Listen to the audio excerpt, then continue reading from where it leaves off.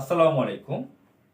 সুপ্রিয় দর্শক মণ্ডলী, ঢাকা মহানগরীর নিউ মার্কেট থানায় চাঁদাবাজির রমরমা পরিস্থিতি।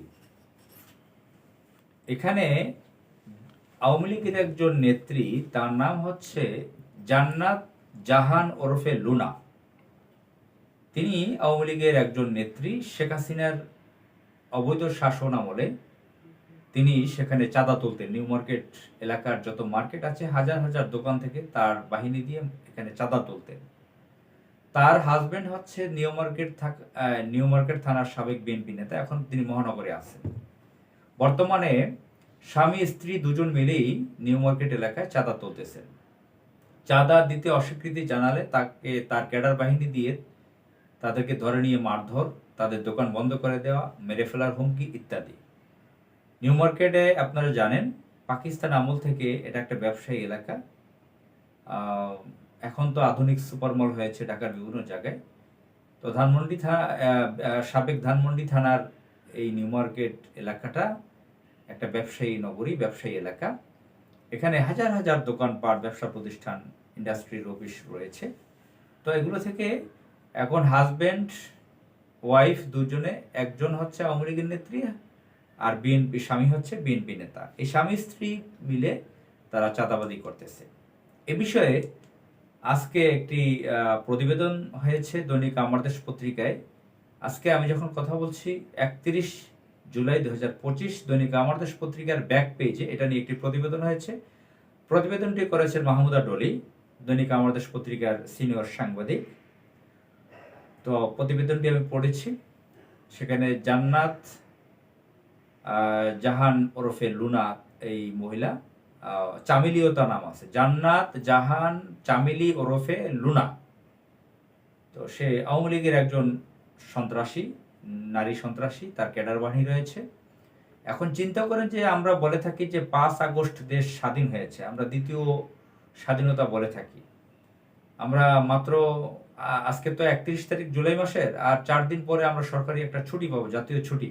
5 আগস্ট আমরা 1 বছর পূর্তি 1 বছর পালন করতে যাচ্ছি। হাসিনা দিল্লিতে পালাতে বাধ্য হয়েছে, এর 1 বছর পূর্তি আমরা পালন করতে যাচ্ছি। আমরা এটাকে বলে থাকি স্বাধীনতা। এই স্বাধীনতার সময় আওয়ামী লীগ এবং বিএনপি মিলে চাঁদাবাজি করতেছে। চিন্তা করতে পারেন বাংলাদেশ কোন পর্যায়ে রয়েছে। এখন আমার বিএনপির যারা বন্ধুরা আছে, আমার অনেক পরিচিত বিএনপির বন্ধু বান্ধব রয়েছে, তারা সাংঘাতিকভাবে, অন্ধভাবে, ব্লাইন্ড মানুষের যে কাজটা হয়, ব্লাইন্ড মানুষেও তো রাস্তাঘাট তারা বিভিন্নভাবে নিরাপদে চলাফেরা করার তাদের একটা লাইন আছে। তারা হাত দিয়ে দেখে, যেরকম সাপের জিহ্বা দিয়ে সে নির্ণয় করে কোন রুট দিয়ে সে চলাফেরা করবে। তো অন্ধ ব্লাইন্ড মানুষেরও একটা পথ থাকে নিরাপদে যাতায়াত করার, সিকিউরিটি দেখার। তো এখন আমার এই যে বিএনপির যারা বন্ধু বান্ধব অনেকে আছেন, অনেক একাডেমিকভাবে উচ্চশিক্ষিত, আমার পরিচিত, তাদের সাথে অনেক সময় বসি। তারা অন্ধভাবে বিএনপির কে সাপোর্ট করে যাচ্ছেন। বিএনপির কোনো অপরাধ তারা দেখতে পাচ্ছে না, বিএনপি নাকি চাঁদাবাজি করছে না। বিএনপিকে তারা মনে করছে তারই রাষ্ট্র ক্ষমতায় আসার প্রয়োজন এবং তারই একমাত্র হক বিএনপি রাষ্ট্র ক্ষমতায় আসবে, সরকারে আসবে, আর কোনো কারো হক নেই, দাবি থাকতে পারে না। জামাত ইসলাম একটি 71-এর ঘাতক পার্টি, পাকিস্তানি দল তারা মনে করে, তারা বলছে আওয়ামী লীগের বয়ানে বা মিলিয়ে তারাও বলছে সেটা। আমার পরিচিত এক ছোট ভাই বুয়েট থেকে লেখাপড়া করেছেন, গুলশানে এক জায়গায় কর্মরত আছেন একটা কর্পোরেট অফিসে, তার সাথেও মাঝে মাঝে বসি আমি। অন্ধভাবে তাকে বিএনপিকে তারা সমর্থন করে যাচ্ছেন। আমি তাদের বিবেক নিয়ে প্রশ্ন আসে আমার কাছে, এই ধরনের বিএনপির লোকরা আল্লাহ তাআলা আসলে তাদের মাথাগুলোতে কি কাজ করে? এই যে বিএনপির চাঁদাবাজি, এগুলো তো কোনো লুকো চুরি কোনো ব্যাপার না। সারা বাংলাদেশে গ্রামগঞ্জে ট্রলারে বা নৌকাতে করে যে বালির ব্যবসা করে সাধারণ মানুষ, সুপারির ব্যবসা করে, নারিকেলের ব্যবসা করে, ধানের ব্যবসা করে, সেখান থেকেও বিএনপির আওয়ামী লীগের চাঁদাবাজি রয়েছে। আপনার মুদির দোকানদার, সেলুন থেকে ফার্নিচারের দোকান, গার্মেন্টস ইন্ডাস্ট্রি, জুটের ব্যবসা, পেঁয়াজ আলুর আড়তগুলোতে আপনার tempo stand, bus stand, truck stand, microbus stand, আপনার কোন জায়গায় চাঁদাবাজি নেই? এবং পুলিশ, তাদের তো আছেই, পুলিশ রাজনৈতিক এই যে শেল্টার নিয়ে বিএনপি এখন রাষ্ট্র ক্ষমতায় নেয়, তারা এই অবস্থা করতেছে। ক্ষমতায় গেলে কি করতে পারে আপনারা জানেন। যে এই পরিস্থিতি যদি দেশে চলতে থাকে, আমরা সেই কথাটা মনে পড়ে যে এই যে ঘোষিত নাস্তিক অধ্যাপক হুমায়ুন আজাদ একজন ব্যভিচারী, একজন অসভ্য ব্যক্তি ছিলেন, একজন ঢাকা ইউনিভার্সিটির অধ্যাপক ছিলেন, লেখক ছিলেন। তার একটা বইয়ের নাম প্রায় আমরা মনে করি যে আমরা কি এই বাংলাদেশ চেয়েছিলাম। এই বইটার কথা আমরা প্রায় মনে করি যে এই যদি পরিস্থিতি হয়, আমাদের বাংলাদেশ কোন জায়গায় গিয়ে দাঁড়াবে।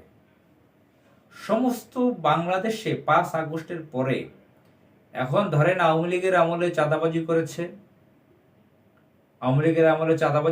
আমরা দেখেছি।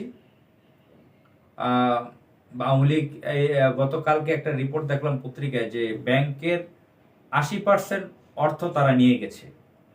ব্যাংক ব্যবস্থার, ব্যাংকের যে অর্থ তার 80% তারা নিয়ে গেছে এবং তারা মহা লুটপাট করেছে। দেশের স্বাধীনতা, সার্বভৌমত্ব তারা ধ্বংস করে গেছে প্রায়।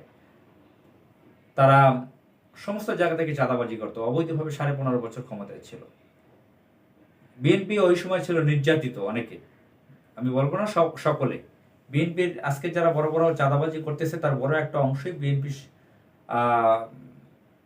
হাসিনার অবৈধ শাসনামলে তারা আরামায়েশে ছিলেন। জেলে গেছেন অভিনয়ের পার্ট হিসেবে, জেলেও আরামায়েশে থাকতেন। তারা অভিনয় করে গেছেন, মিডিয়ার সামনে অভিনয় করে গেছেন, তারা আওয়ামী লীগের সাথে আতাত করে চলতেন। তো আজকে এই বিএনপির নিজেদের মারামারিতে কত লোক মারা গেছে 5 আগস্টের পরে, তাও আপনারা জানেন। সারা দেশে তারা বিশৃঙ্খলা তৈরি করছে। চট্টগ্রামের অবস্থা দেখেন, চট্টগ্রামের রাউজানের সম্ভবত সেখানে গিয়াস কাদের চৌধুরী এবং আর একজন বিএনপির নেতা, তাদের 2 গ্রুপের মধ্যে কি সংঘর্ষ হয়েছে নেতাকর্মীদের, এগুলো আপনারা দেখেছেন। তো সেখানে কত মানুষ আহত হয়েছে সেগুলো আপনারা দেখেছেন। তো এই পরিস্থিতিতে বাংলাদেশের মানুষ কোন দিকে যাবে?